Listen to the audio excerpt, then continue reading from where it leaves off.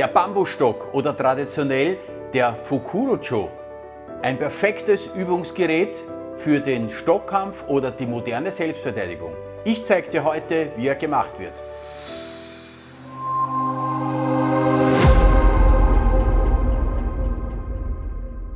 Hallo Leute, ich bin Christian Hausecker, Skihahn der Takeda Ryu Nakamura Ha und deutschsprachiger Repräsentant der Kegan-Bata, einer traditionellen irischen Stockkampfschule. Wir haben vor einiger Zeit ein Video veröffentlicht, wo wir einen Übungsstock aus Rattan hergestellt haben. Dieses Video werde ich dir rechts oben verlinken. Was sind die Vorteile eines Übungsstocks aus Rattan? Er ist unheimlich leicht. Er hat nur ca. 200 Gramm, 2 cm Durchmesser circa und man kann unheimlich toll damit trainieren. Aber leider gibt es auch zwei wesentliche Nachteile. Erstens, in der realen Übung, wenn du deinen Partner triffst, hat er große Schmerzen und es herrscht ein großes Verletzungsrisiko.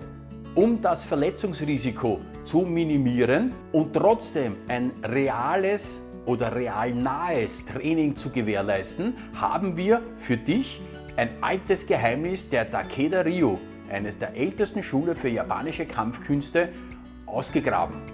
Den Fukurocho oder den Bambusübungsstock.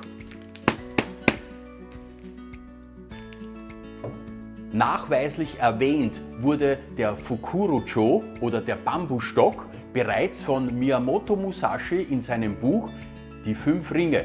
In diesem Buch beschreibt Miyamoto Musashi, wie die Samurai mit einem Bambusstock oder einem Bambusschwert trainierten. Wenn du dich für die klassischen japanischen Strategien der Schwertkampfkunst oder des Stockkampfs interessierst, kann ich dir dieses Buch nur wärmstens empfehlen. Ich werde dir dieses Buch unten in der Videobeschreibung extra verlinken. Solltest du dich für die klassische japanische Stockkampfkunst oder japanische Schwertkunst interessieren, kannst du auch unten eine Kanalmitgliedschaft abschließen. Dort haben wir bereits 2 Online-Kurse für Yaijitsu und einen Online-Kurs für Jojitsu, wo du die Grundlagen der traditionellen japanischen Kampfkunst erlernen kannst. Es würde mich sehr freuen, dich dort wiederzusehen. Aber nun kommen wir zum Fukurocho. Was brauchen wir da dazu? Bevor wir aber jetzt beginnen, lege ich einmal den Rattanstock auf die Seite und auch den fertigen Fukurocho gebe ich jetzt mal auf die Seite, damit kannst du besser das Equipment erkennen. Was brauchen wir dazu? Das erste, was du dazu brauchst, ist ein 1 Meter langer Bambusstock, der ca. 2 bis 3 cm Durchmesser hat. Diesen Bambusstock teilst du bereits in verschiedene Lamellen auf. Du spaltest sozusagen den Bambusstock. Ich habe hier diesen in mehrere Bereiche bereits gespalten und habe diese auf einen Klebestreifen aufgeklebt, dass er mir nicht immer wieder verrutscht. Dann benötigst du einen Schaumstoff in 2 verschiedenen Stärken. Dann benötigst du einen Sack. Die Maße des Sacks ergeben sich durch die Länge und die Dicke deines Bambusstocks. Und eine Außenhaut, das Cover von dem Gesamten. Dieses sollte ein robuster Stoff sein. Ich habe hier Molino oder einen sehr dicken Baumwollstoff, der aber auch waschbar ist. Auf einer Seite ist dieser geschlossen genäht, auf der anderen Seite ist er offen mit Bändern, dass du den oberen Teil dann schließen kannst. Wie fertigen wir das nun? Um das alles richtig zu fertigen, benötigst du auch noch ein Klebeband und ich habe noch einen kleinen Leatherman dazu, dass ich mir die Teile abschneiden kann. Nun bereite ich die Montage des Stocks fixfertig vor. Zuerst schneide ich mir verschiedene Streifen des Klebebands ab, dass ich das Ganze dann fixieren kann. Da würden 2 natürlich reichen. Ich nehme nun den dicken Schaumstoff und lege den genau in die Mitte. Dann nehme ich die beiden dünne und lege diese auch in die Mitte. Dann nehme ich den gesamten Bambusstock. Schau, dass die Lamellen gut übereinstimmen und dass kein Schaumstoff auf der Seite rausschaut. So, Der Schaumstoff dient in erster Linie als Distanzhalterung, wenn du hinschlägst. Nun rolle ich den Bambusstock zusammen und fixiere das. Pass hier auf, dass du es nicht zu eng nimmst, sondern lass ein bisschen mehr Abstand zwischen den beiden Enden. Nun haben wir das Klebeband hier fixiert und geben nun den Fukurocho in die erste Hülle hinein.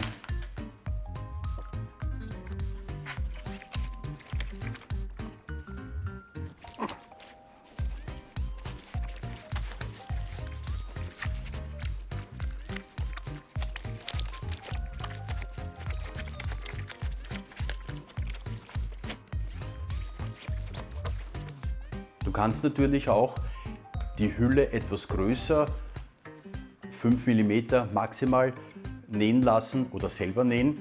Dann ist es einfacher, den Fukurocho über die erste Hülle drüber zu geben.